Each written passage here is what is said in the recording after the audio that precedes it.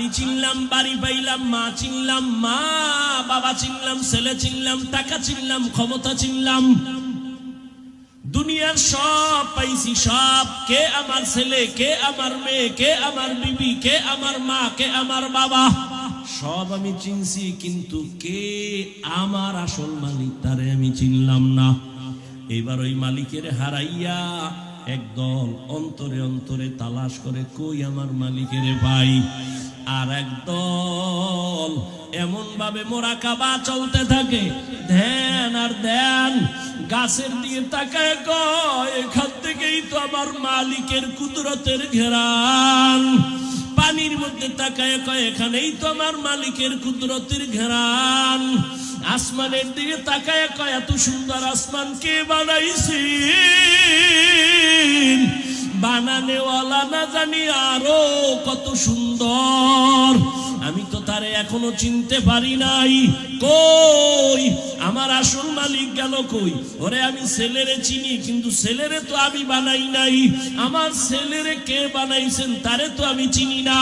আমি আমার স্ত্রীকে পাইয়া খুশি, কিন্তু স্ত্রীর এত সুন্দর চেহারা কে দিলেন তারে তো আমি চিনি না।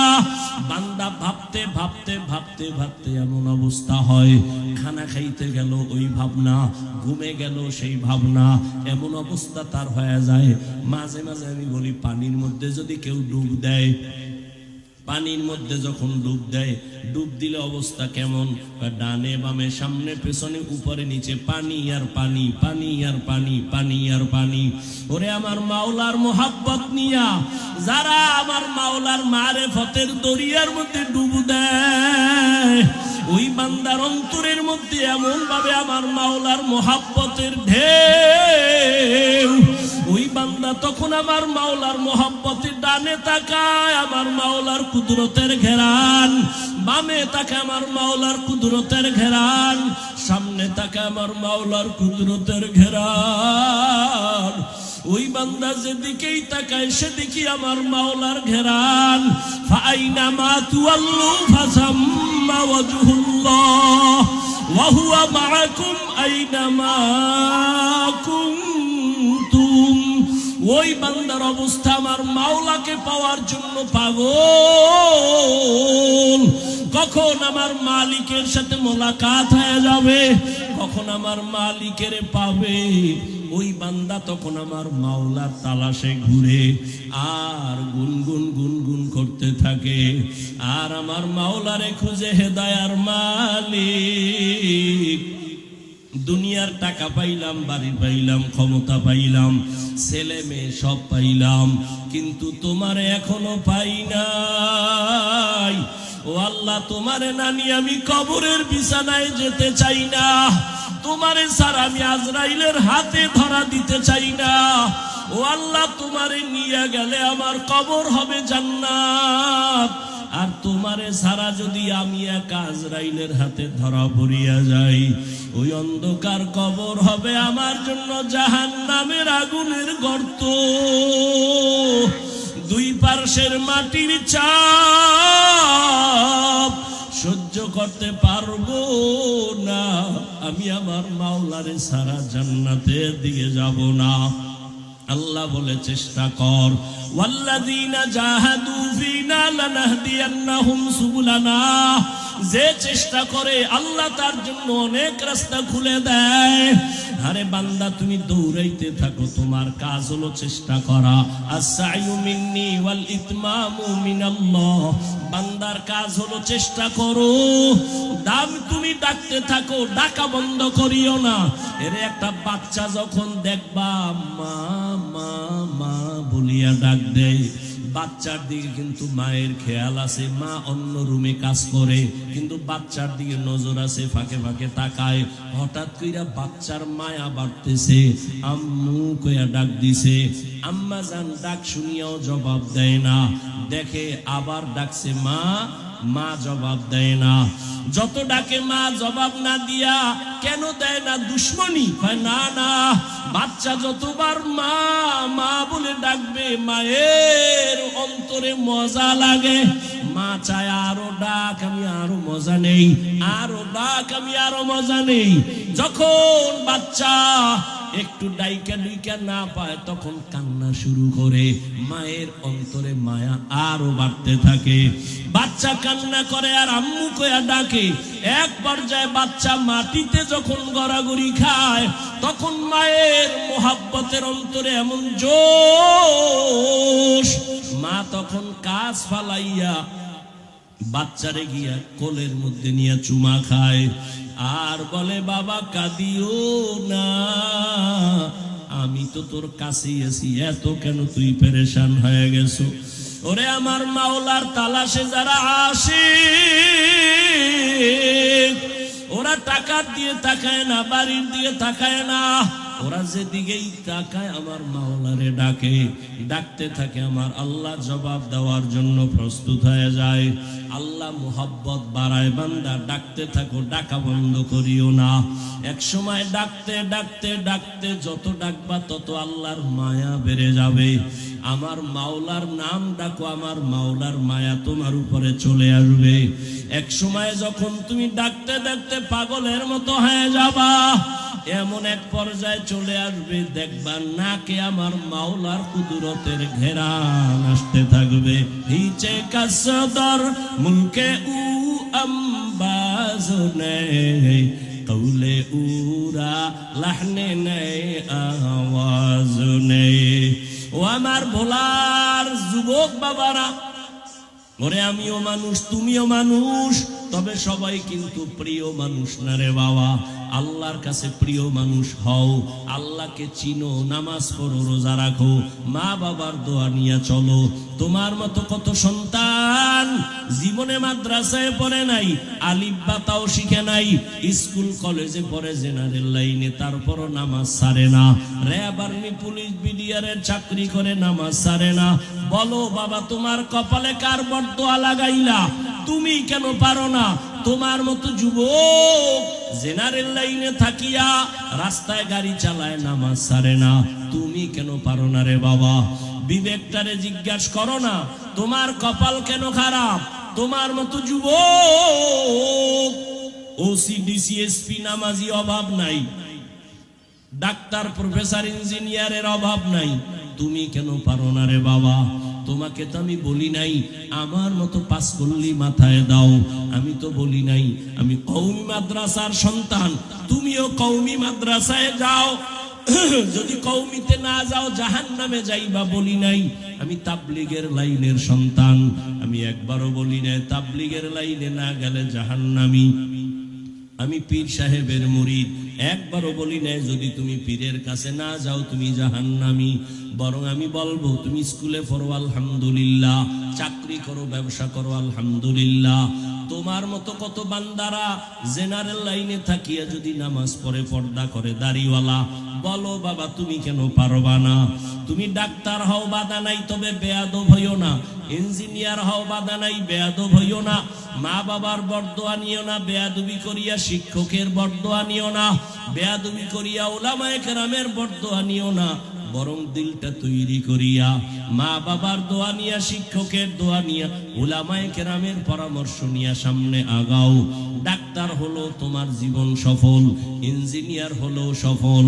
এরে আল্লাহর বান্দা, এখনো সময় আছে, তওবা করে নাও।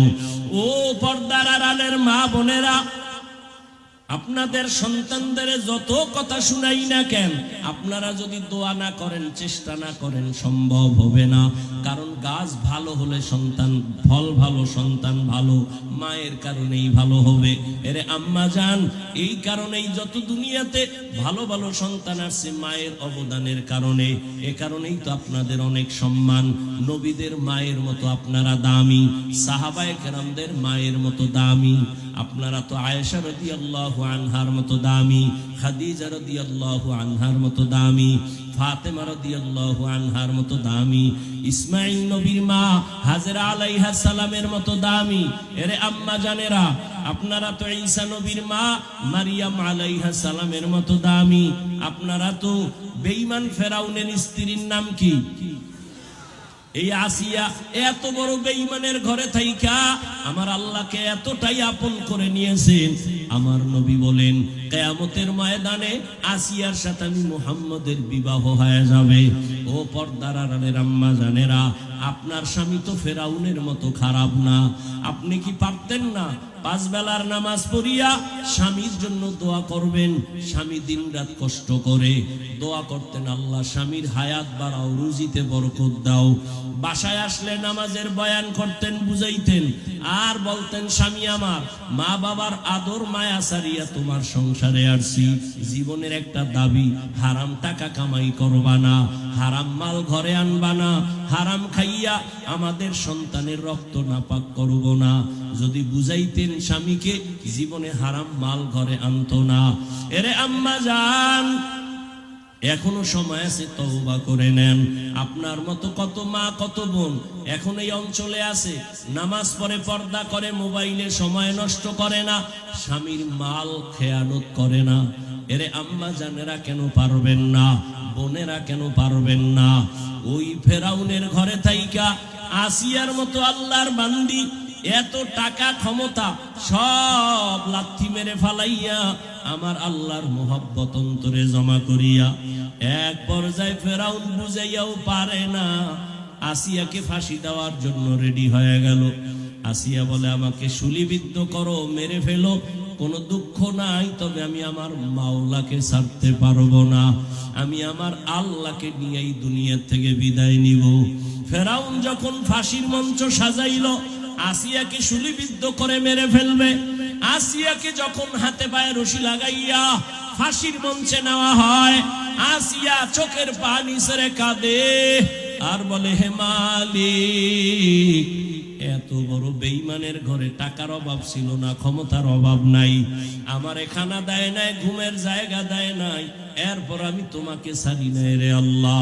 হঠাৎ করে দেখে আসিয়া পার্শ্বে দিয়া মুসা নবী হেঁটে যায়, ডাক দিয়া কয়, নবী মুসা, আমার অবস্থা দেখছেননি? বলে, হ্যাঁ। আমার তো এখন ফাঁসি হয়ে যাবে। কয়, শুনছি। বলেন, আমার আল্লাহ এই মুহূর্তে আমার উপরে বেজার না খুশি? আপনি তো আল্লাহর সাথে কথা বলে আসছেন। মুসা নবী বলেন, রে আসিয়া, আল্লাহ তোমার উপরে এখনো বড় খুশি।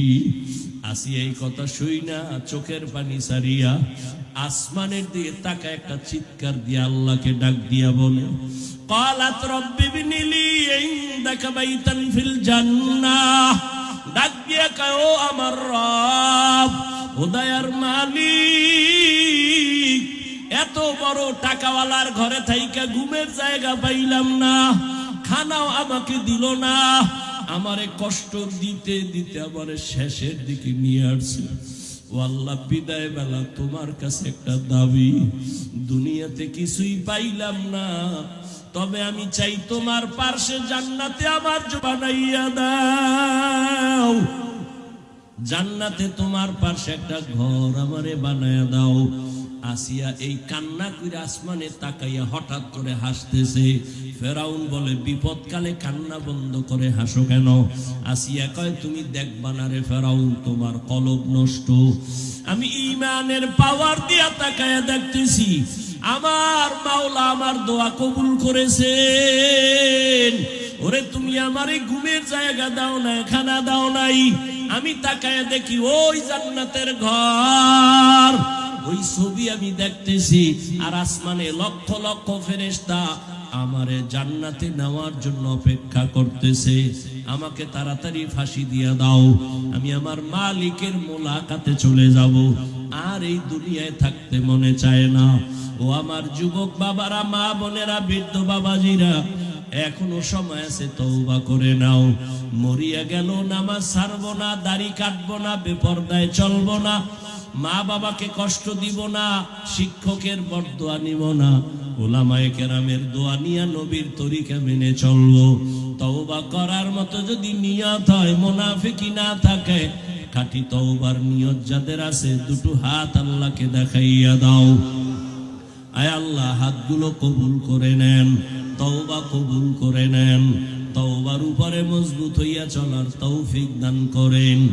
আলহামদুলিল্লাহি রাব্বিল আলামিন, ওয়াসসালাতু ওয়াসসালামু আলা سيد الأنبياء والمرسلين وعلى آله وأصحابه أجمعين يا أرحم الراحمين يا أرحم الراحمين يا أرحم الراحمين رب ارحمهما كما ربياني صغيرا اللهم إنك عفو كريم تحب العفو فاعف عنا اللهم إنا نسألك رضاك والجنة ونعوذ بك من سخطك والنار اللهم إنا نعوذ بك من البرص والجنون والجذام وسيء الأسقام اللهم اجعلني من المستجابين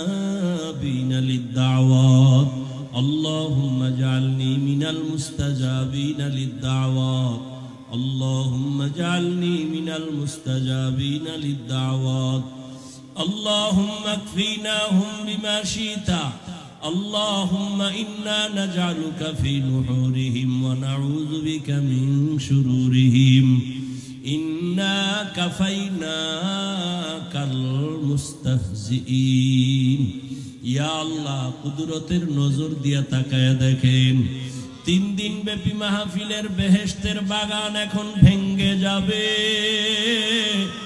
আয় আল্লাহ কত দূর দূর থেকে আপনার পাগলেরা আসেন আয় আল্লাহ কত উলামায়ে কেরাম মুরব্বি হাজী সাহেব ব্যবসায়ী চাকরিজীবী ছাত্র ভাই যুবক বাবারা পর্দার আড়ালের মা বোনেরা আয় আল্লাহ টাকা চাই না বাড়ি চাই না গাড়ি চাই না জাহান্নাম থেকে মুক্তি চাই ও আল্লাহ দুনিয়ায় আসিয়া গুনাহ করে করে জীবনটারে নাপাক করে ফেলেছি